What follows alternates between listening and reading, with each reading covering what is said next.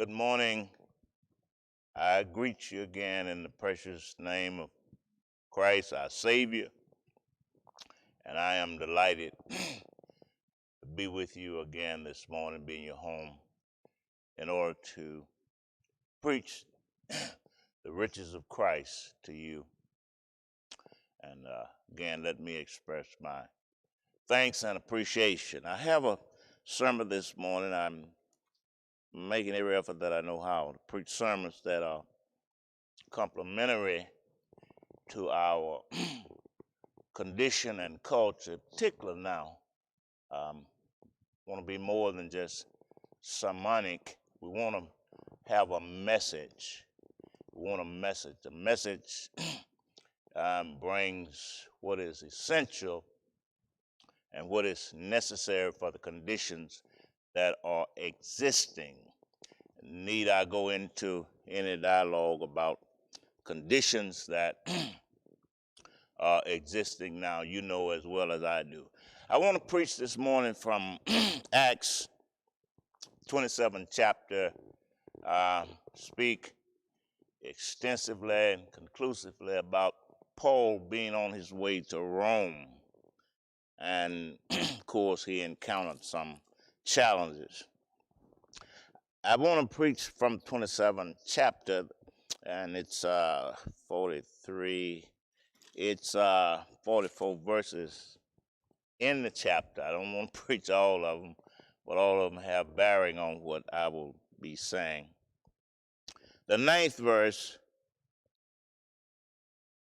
and when much time was spent, and when sailing was dangerous, because the fast was now already past, Paul admonished them, and saying unto them, Sirs, I perceive that this voyage will be with much hurt and much damage, not only of the laden and the ship, but also our lives. Nevertheless, the centurion believed the master and the owner of the ship more than those things which were spoken by Paul. I want to preach this morning, sailing against good counsel. Sailing against good counsel. I suppose that every last one of us, just use the metaphor of sailing. Well, it's the actual of the narrative. It's the actual substance of the narrative. That is that Paul and the 172 other souls on the ship, it's Egyptian ship from Alexandria, and they are headed toward Rome. And but I suppose every last one of us have gotten ourselves in some kind of hawk or some kind of mess by not taking counsel, the right kind of counsel, whether it's directly or indirectly. There's actually, some people have lost their lives by going against good counsel. By going against good counsel. Good counsel is, in particular in dangerous times, good counsel is very, very necessary, very essential. So in this text, Paul serves as to give indirectly. You got to understand, Paul is a slave on this ship. He's not in any authority. He has no right, no given right in this ship to be at the table of counsel. He, instead of giving orders, he has to take orders. He's on his way to Rome. For those who study in depthly, God had in Acts 23 and 11, God had said to Paul in the Sanhedrin council meeting, where Paul stirred up, made a great stir, and the Sadducees and the Pharisees, because Paul brought up the issue or the doctrine of resurrection, and they got into a great stir. And needless to say, Pharisees, Sadducees didn't believe in resurrection. Pharisees said they believed in it, but it didn't do them any good. So they had a doctrinal split, and it wasn't so much of the doctrinal split, it was that they didn't want Paul to preach, period. They didn't want him to preach Christ, period.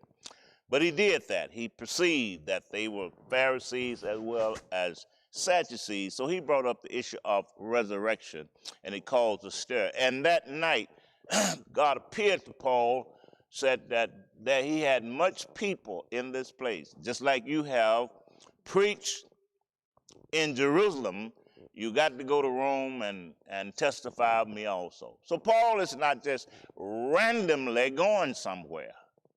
It may seem like that, but God has said, you must preach the gospel in Rome.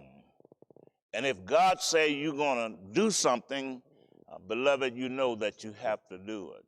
And so he was and then Paul made an appeal. And I'm not going to go through all the history, but I just want you to kind of see where we are. And Paul made an appeal when he said before some of the Roman authorities and Greek authorities, he made an appeal that he wanted to go to Rome.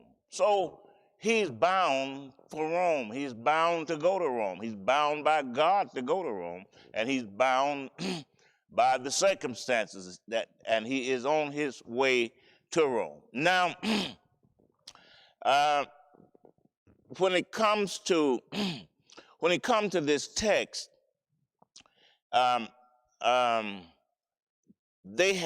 are sailing on their way to Rome. They are on quite a distance from Rome, but nonetheless on their way. And they had spent a lot of time because of the season, and the seas weren't accommodating as they normally would be under any other season. But they're approaching Passover time. Passover has passed, and the sailing wasn't as accommodating as it would have been because of the seas, because of the wind, because of the boisterousness of the sea. And in verse number 9, when much time was spent and when sailing was dangerous. Now watch the language there. It wasn't just, the bad time to sail, but it was dangerous. And as it said, the Passover feast was already past. Passover, it was usually sometime September, October. The weather lasts all the way up until from probably November to the following February, something along that line. That was how the weather was, kind of like any season. And so it was a bad season. Sometimes even when God tells you to do something, he doesn't give you all the details, but there are indicators along the way, if we use wisdom to let us know that this might not be the best time to do what I have told you to do. Sometimes God requires us to do that we really don't like to do, and none of us like to wait. So Paul says, so much time was spent. And then Paul, he uses a word here that he admonished them. And this word admonish, it means that he advised them. And he advised them strongly. You see, he advised them strongly. Paul can't help but being who he is. He's God's servant. He's God's servant everywhere, whether it's official or unofficial. He's still God's servant. You see, the idea of advice is, that idea of counsel, idea of advice is that I'm giving you this more than just information. What I am telling you, it should reach unto results. And you can see in verse number 10, Paul said, very respectfully to them, sirs, I perceive that this voyage will be with much hurt and much damage, not only of the laden, but of the ship. And Paul said, I perceive. Paul is looking, hear me now, we're talking about his advice or his counsel. Paul is looking at this business with interest,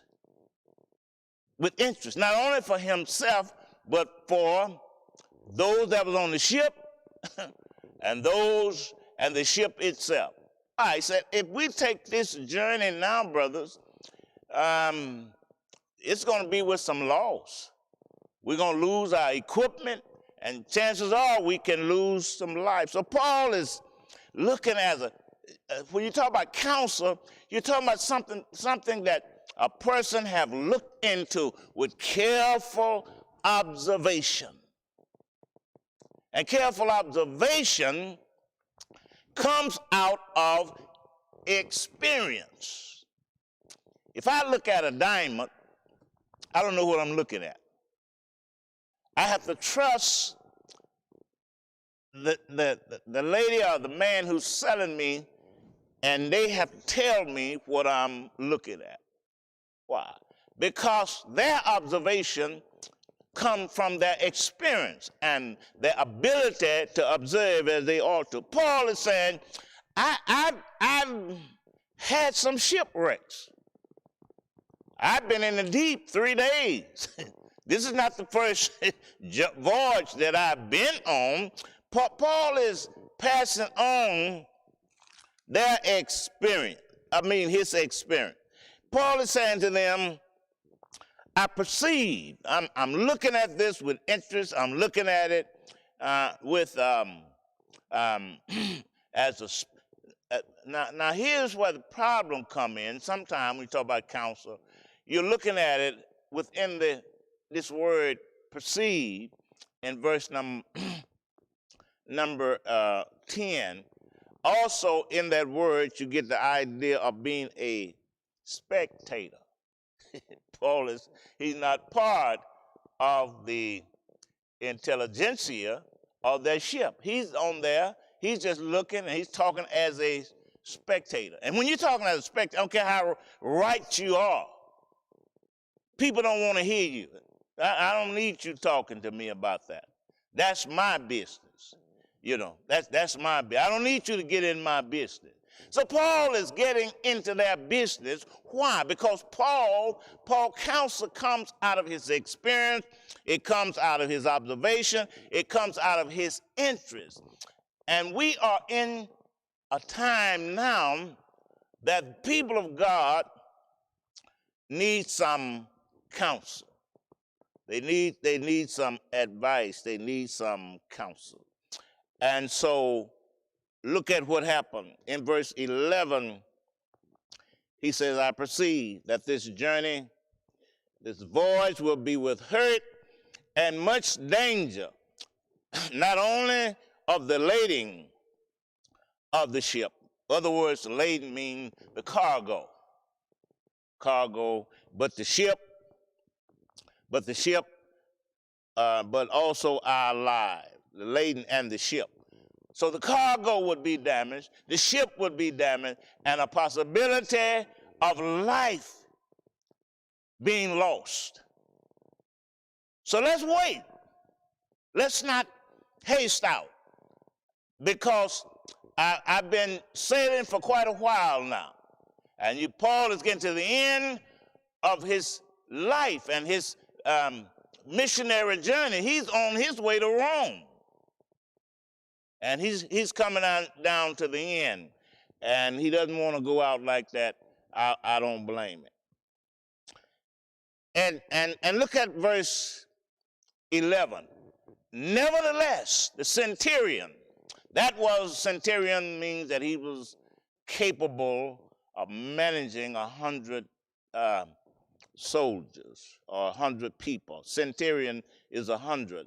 So the centurion believed the master and the owner of the ship more than those things which were spoken by Paul.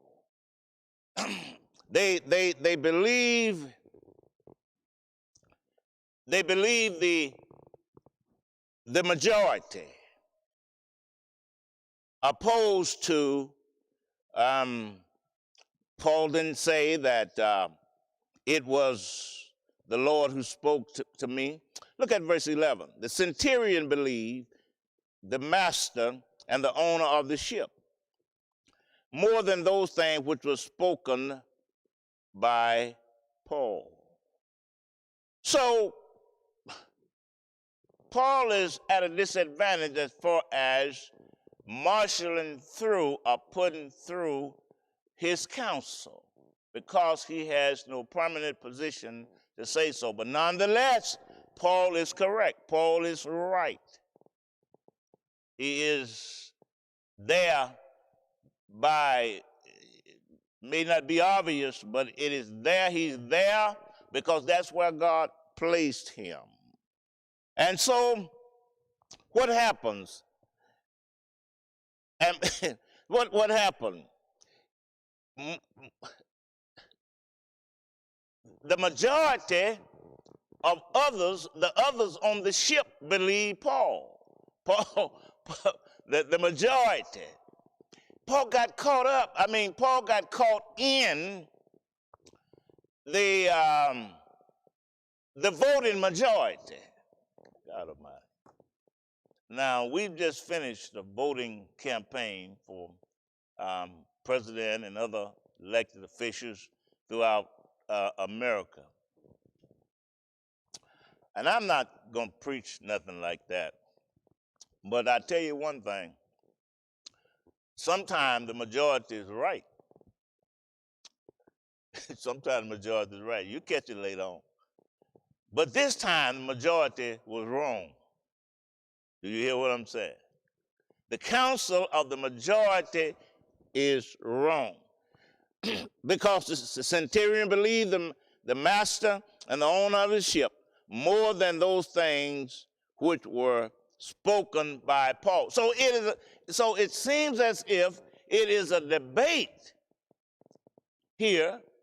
It doesn't say it, but it seems that it is a debate here. Who's right, the centurion or Paul? Now you got to understand, Paul is not speaking as a novice or novice. Paul is speaking as a experienced traveler upon the high seas. And so he can defend himself. He has apologetics for what he says. But nonetheless, because of the centurion, because the centurion is not a prisoner or whatever, he believed the centurion. That is the counsel. That is the counsel. Paul said, I've been in shipwrecks. I spent 3 nights and days in the deep. Look at this text now, because we're moving away from the counsel, and nothing dramatic happens in counsel. It's just talking and giving you my particular philosophy or my experience of what I believe, and that's what Paul does, and so they come to a conclusion in verse number 11. Now look at verse 12, because verse 12, it heightens the narrative. And as it heightens the narrative in this text, it also heightens the experience of our lives. Because it talks about convenience in verse 12. And convenience always, almost always, overrides that which is conventional and that which is sensible. We are people in America, the church in America is given to convenience. I want to say something here. We got so convenient for so long and until we would come to church late and want to leave early. Convenience. Oh, my brother and sister, God has now, and again, somebody said, well, God, yes, God is, it may not be from him, but he's using what is his to get it done. God knows how to get the job done. God can take a crooked stick and hit a straight lick with it if he wants to. Ain't nobody like God. And so God is in charge of the world. He says in Psalm 51, if I was hungry, I wouldn't tell you. Look at the 1,000 hills. Those are mine. Look at the beasts on the 1,000 hills. Those are mine. If I was hungry, I wouldn't tell you. So God is not like us. He is in control. He is in charge. He is sovereign all the time. He keepeth not only Israel, but he keep us, and he never slumber, nor he never sleep. And so, look at verse number 12. Number 12, it says, and because the haven was not commodious to winter in. Now, what does that mean? It was not convenient, was not comfortable. In other words, the weather would make it very difficult to winter there. Very difficult to winter there. It would be very difficult to winter in that haven. Very difficult to spend the winter there. Nobody want to be cold. Nobody want to be wet. Very inconvenient. Very discomforting. And that is the argument right now. So you see this escalate. It escalated from the council, and then the reason why the council is given is because nobody want to be discomforted. Tragedy, not adequate to harbor in. Look at verse number 12 again. In verse number 12 again, in the winter. The most part advised to depart thence also. In other words, it was not Paul alone, or rather, it was not the centurion alone. It was others on the ship, who is not said. But I'm quite sure it was other officials on the ship who said, well, do you all want to, they may have taken a vote. I don't know, didn't say. But nonetheless, the most part, Paul became the minority. Paul he was right, but he became the minority. What Paul had to say carried very little weight. And in this culture in which we're living now, it's very hard to tell people or for anybody who have any wisdom about, and not only just preachers and pastors and Christians, but I'm talking about the medical officials. You got people don't believe anything. But when you have to talk to, I've got two or three friends who have gone through the coronavirus, contacting, they have one now who is very, very ill, that out of town. And I talked to him briefly yesterday. Very, very ill, barely can speak. What I'm saying is that convenience have to be denied sometime in order to accept what God says, or what God wants as being the right thing for our, life. There isn't no normal no more. And I don't know what the new normal is, and I don't even know, I can't define the new normal. because there isn't anything that is normal. And God haven't told me yet what is normal for this time. And so they said that, they said in verse 12, that the haven was not commodious, it's not comfortable for us to winter in, and the more part advised, the most of them who on that ship advised to depart thence also. Let me tell you something. Right isn't always with the majority. I said right isn't always with the majority. A lot of things that God tells us to do doesn't make any sense at the time he tells us. It doesn't have to. People respond through sensory perception, what they see. But God says the just shall live by faith. We live by not by sight, what we can see, what we can analyze. There are some things that God does that you can't analyze.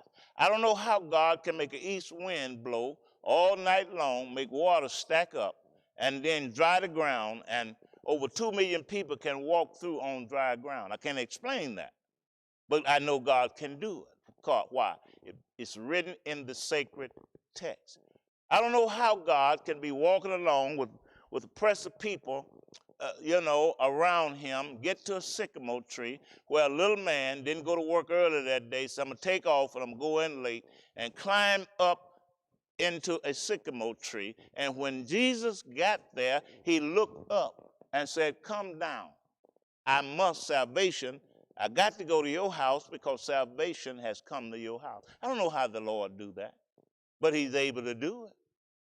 And so convenience is a tragedy many times in convenience. Now, the place they were, I'm not going to explain all of this, but the place they were, and the place that they were at close to Crete, and the place they wanted to go to was only 40 miles apart. It was only 40 miles. It wasn't a long distance, 40 nautical miles apart. But when you, now this narrative is getting better and better if you're following me. If you're following me. It first started out with Paul's counsel, and then you can easily see it's now morphing into a tragic situation because they are looking at convenience. Now, convenience always brings about impending destruction. Impending means that it's on its way. It may not look like it, but it's on its way. It may not get there today, but it will be there. And that's what counsel is for. It is for you to avoid the destruction that comes. Oh, my brother and sister, impending. Listen.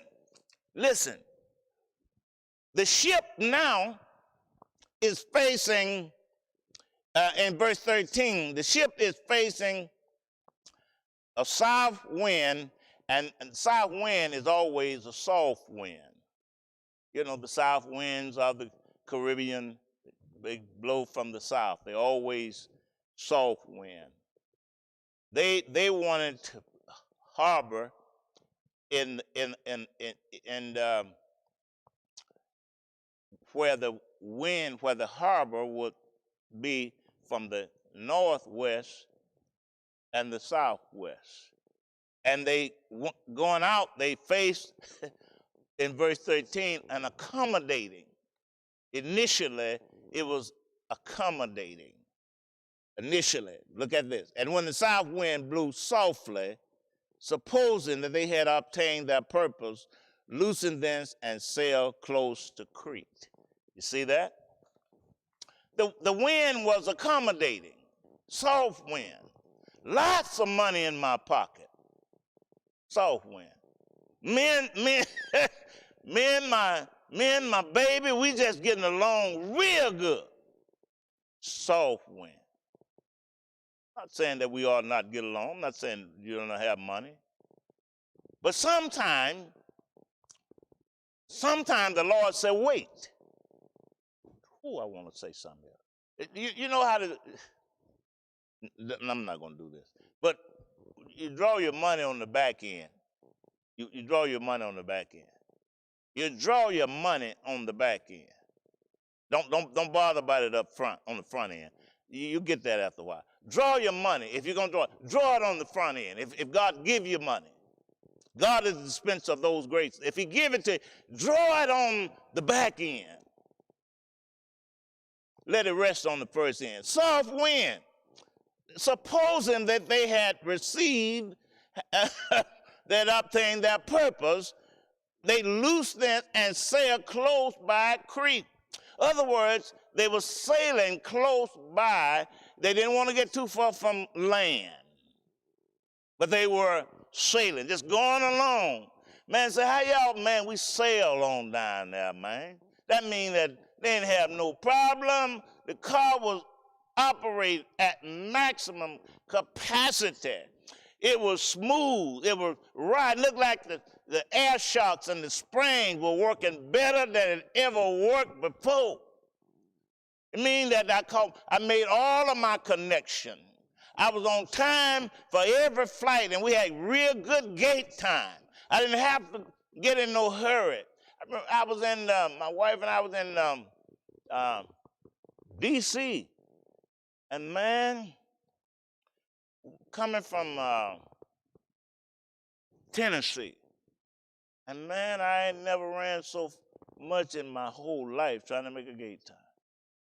It took me 30 minutes, 45 minutes to cool down. I was almost to Houston if I could catch my breath regularly. The point that I'm making here is that impending destruction, they're heading into now a catastrophe. They're heading into chaos. What somebody said, Pastor, why are you preaching so morbid? I'm not. I'm preaching a message to tell us in this hour that we're living, we need to begin to look at some prevention. These are not, shucks. These are not normal times. And everybody's saying peace and peace, but there's a whole lot of destruction all around us. And nobody don't want to say nothing about it because nobody don't want to be the bad boy. Well, let me tell you one thing. The Lord called me to be a bad boy. And I don't mind if that's the tag that you want to put on me. But I'm talking about our souls. I'm talking about counsel. I mean, you want to talk about our, no. Even my grandbabies don't like it. I can do that, Paw. They can't eat, they got it all upside down. And yet they can do it. Why? We live in a culture that does not like counsel. And so look at this. First thing, the soft wind is an act of deception. It's an act of deception. Deception produces opposition. It is an act of deception. I've been deceived because now look at what happened in verse 14. But not long after there rose against it a tempestuous storm called Euroclydon. Euroclydon is a northeasterner. That's what it is. So the wind was blowing softly, but it wasn't long before it changed. God Almighty. Oof. How must I say this, Lord? All of those of us voted and put our confidence in the officials that were elected. You do it for the reason that you're supposed to do it. Don't ever replace Christ with nothing or nobody or no systems. Never replace Christ. Not only never replace Christ, but to put anything else at the same level with Christ. What you have done, you have created a deity. You have created another God. And God says, I will not ever have another God at the same level of myself. You cannot make people and things and processes a God. God alone is God. I wish I had somebody. Here, the soft wind was blowing immediately. It wasn't harsh when they started out. But look at what happened not long afterward in verse 14. There arose, deception always creates opposition. When you are deceived,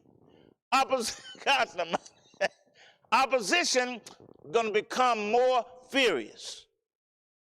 Look at this. The soft wind is deception. But look at the deception now goes from being deceived to difficulties. Not long afterward arose a high wind, a headwind arose. The ship was caught up. We let her drive, and they were filled with difficulty. Let me see that. And when the ship, verse 15, was caught up, in other words, the ship was caught up by the environment, by your circumstances. I didn't mean to become addicted, but I did. No, I just took me a little hit, you know what y'all call it, a little toot. Get a little toot, you know. No, but now you're addicted. All it takes. No, I just meant casually I was going to do that. No. But look what being casual has, God, y'all don't like me much. Look what being casual has gotten me into. Brothers and sisters, deceit always brings about opposition, and opposition puts difficulties. Not long afterward, there arose, the ship was caught up. When you're caught up, you can't help yourself. When you're caught up, ain't nothing to bring you back unless God bring you back. And we let her drive. In other words, human effort doesn't work anymore. You have exhausted all your human. And then when deception brings about opposition thrusts us into difficulties, and difficulties, Ray Mackey, put us into desperation. What did they do? They straight the sail. In other words, one commentator said, they let the sail down. The sail is what caused the ship. The sail is what caused the ship to move, the sail. But because they could not manage the sail, manage the ship with the sail, they just let it go. You know, you just let it go. Life, you get in the wrong thing, life can just make you let it go. And when you let it go, you let everything go. Your appearance go, your health go. You just let it go. You stop concerning yourself about being a decent citizen, a decent person. You just let it go. We're dealing with some times now that can easily make you let it go, brothers and sisters. We're not dealing with what's normal. We're not dealing with just run and do this like you've always been done. No, no, no, no, no, no, no. We're not even talking about being. I'm even referring to our attitude at home when we can't come to church. You can't be just cavalier. You can't be just cavalier. You just can't be cool and it's going to be all right after a while. No, no. You ought to be more diligent now than ever before. Whatever it is that we know that the Lord requires, that ought to be more permanent in our hearts and in our minds than ever before. I know it. I'm old school. I'm a dinosaur. Y'all know that. But every Sunday morning, and I'm not a pattern or a template for you to follow. I know what the Lord, have required of me. But every Sunday morning, I get up and I dress up because I want to express diligence for myself. Nobody's in this sanctuary, but I get up and I do everything I did when I was coming to church. I want to express. I don't want to let my guards down. And I know somebody, well, Pastor got a suit on, yes, and I plan on keeping it on. I ain't got it on for you. Still ain't got it on for you, and don't have it on to impress nobody because ain't nobody here. And the fellows that are here, I don't have to impress them. And I can't impress God, but I want to be as diligent in my mind and in my posture as I was when the church was, had people in it. That's the reason why I have one. Now you know why I wear this suit every Sunday. Not this one, but I change up because I have to get close to people, So desperation. Look at, they let the sail go, then they toss out, what they was, all of them, they probably had grain in it. It probably was grain. They tossed out all of the grain. They tossed out all of the equipment. All of that. They got rid of all of what they thought were essential. Let me close this. The state of sailing without counsel. What state does it thrust you into?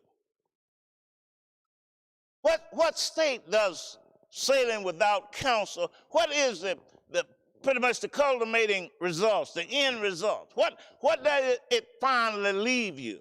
Now look at verse 20.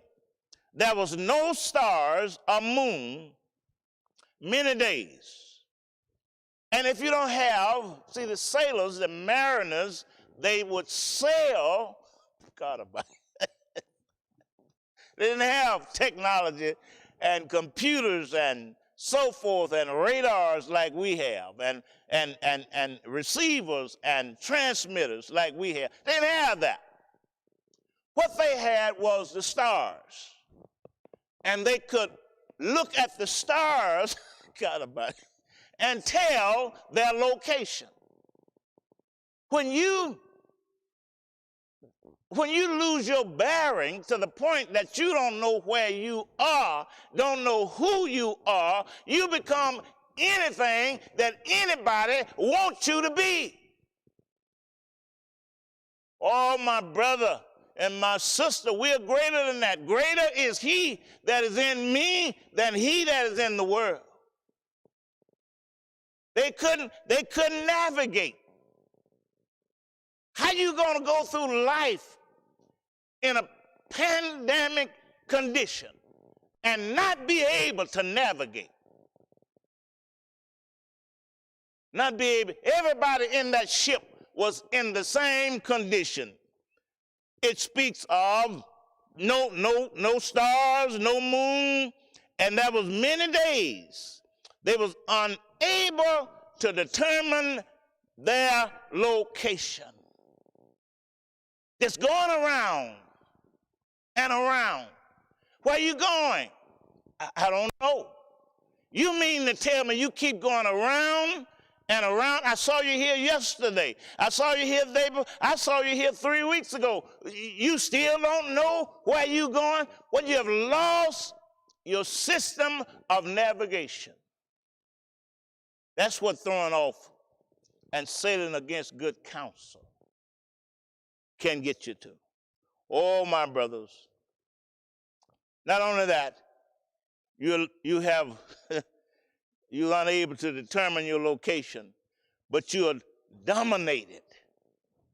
You are dominated by the storm. Look at verse 20. It's there in your part. It says that no small tempest was lay upon them. If it wasn't small, then what does that mean? There was a great tempest.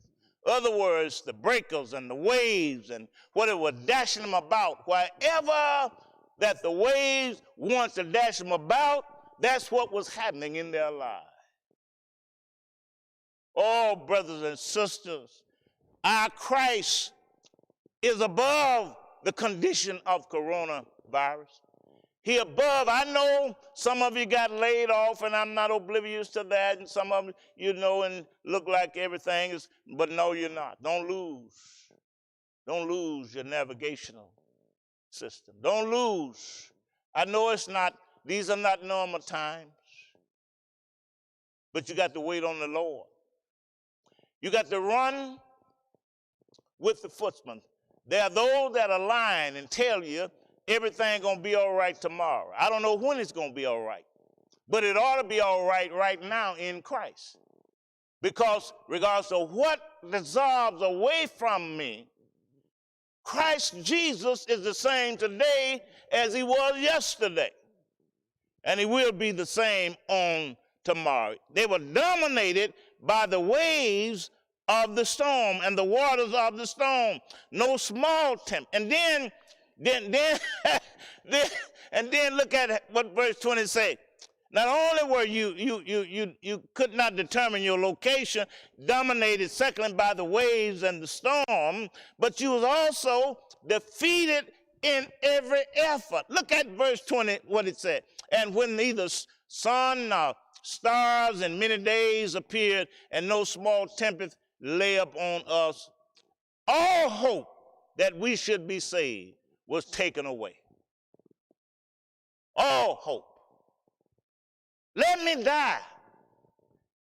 Wait a minute, you can't do that. You got a husband, you got a wife, you got small babies, you got grandchildren, you're deacon of a church, you pastor. Let me die. Let me die. Let Corona take me. No, you can't do that. Huh? Life and death is in the hands of God. Do you hear what I'm saying? Oh, my brother, they was defeated.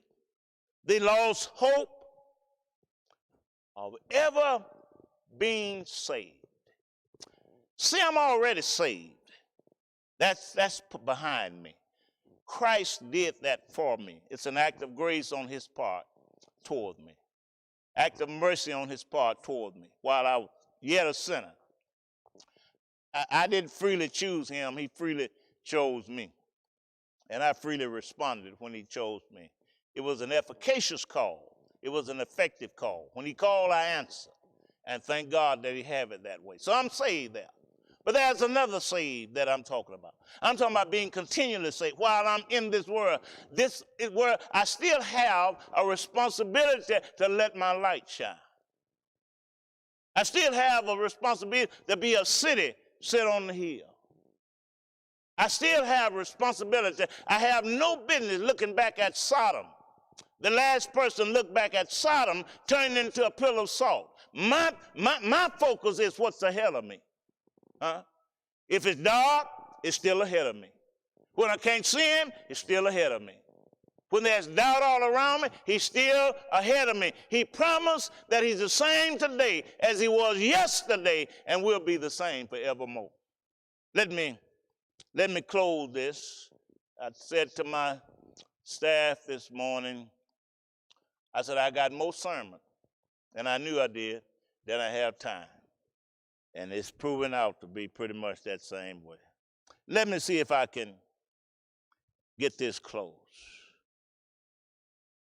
I hope I made some sense. What is the answer? What is the answer? What is the answer? In verse 24 is your hope. Verse 22. Well, actually, verse 21.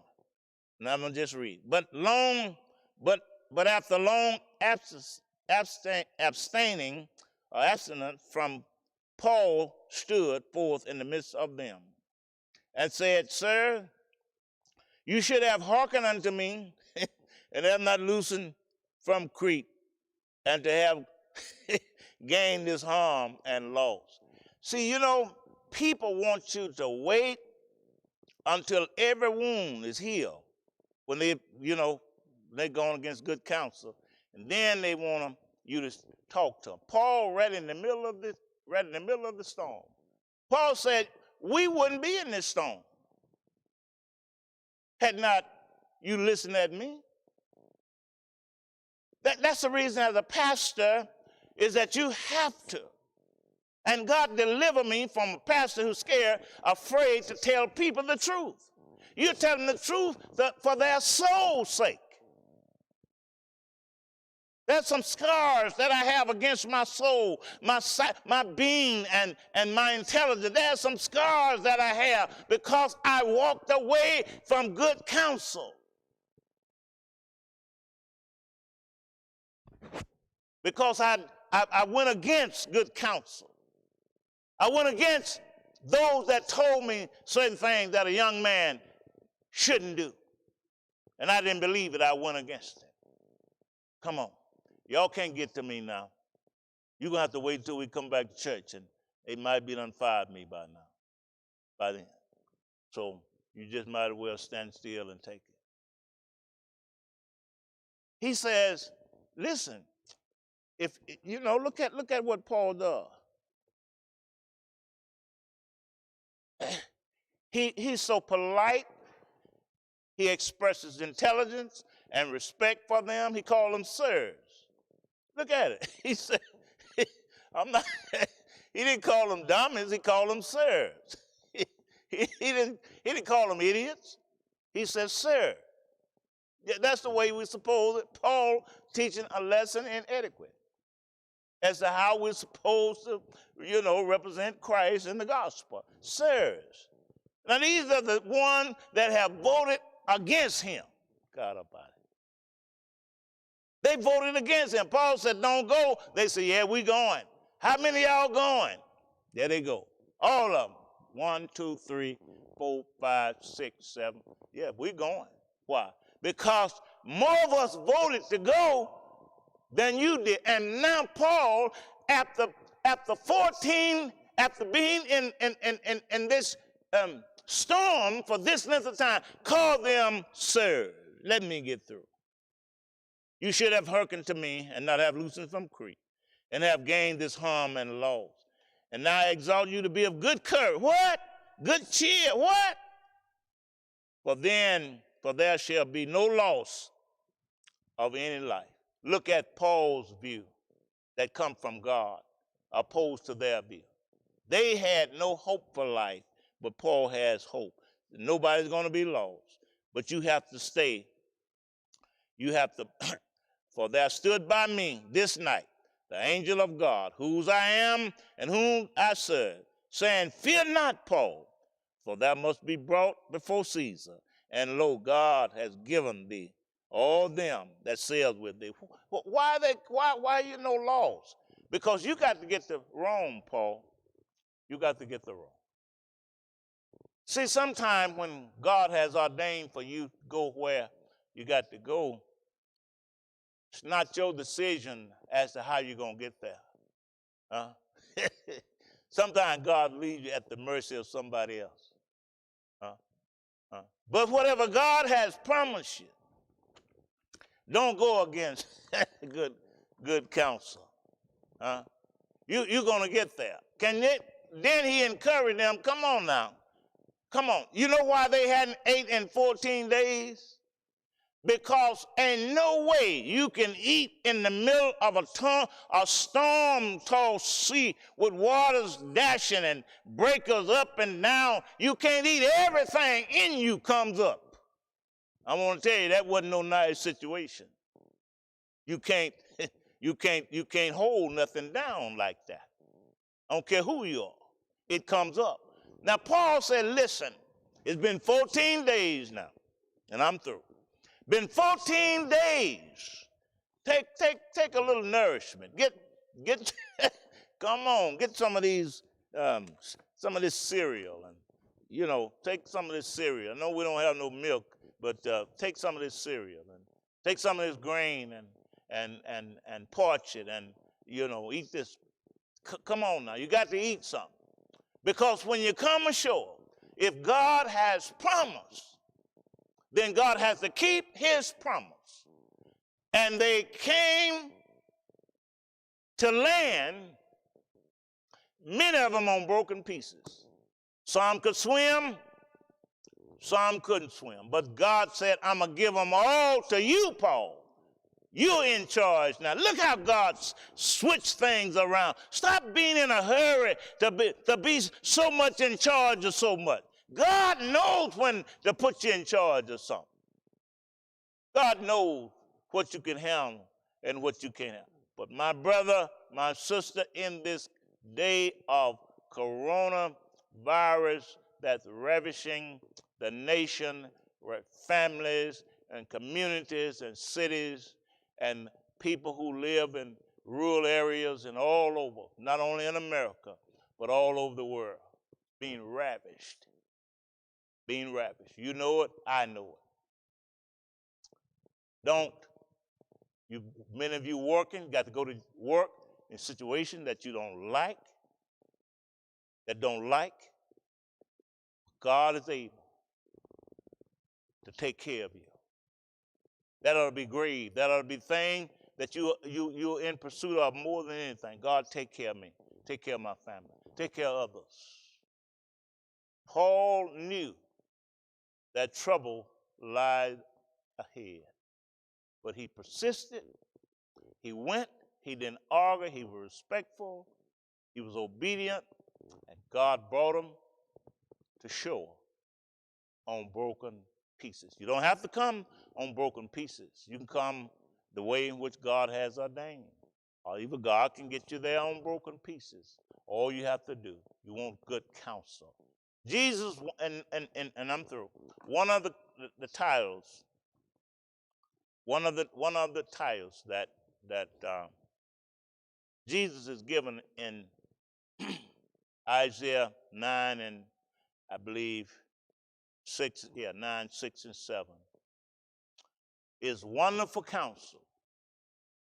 He's a wonderful counsel. And he talk about the increase of his government shall be upon him, of God's government, and of his peace there shall not be any end. He is a wonderful counsel, and he gives us wonderful counsel. Don't sail against it. God bless you. Our Father, thank you and bless you. We give praise and honor to you. It's your word, Lord. Our intent was to glorify you. In your name we pray. Amen. Let me, again, thank you, and let me encourage us to continue to pray for me. Not only pray for me, but pray for yourselves, pray for each other. And again, we always want to encourage and to befriend those who are not members of this fellowship. We want to let you know that we're so grateful that you tune in, and if there's anything further that we can do, you can take the information from our webpage, and you can take that information, contact us. We'll do all that God give us grace to do. So we want that. We want you to know that. Again, we'll see you on Wednesday evening at the 6 o'clock hour. 6 o'clock hour on Wednesday evening. Nothing else, we're ready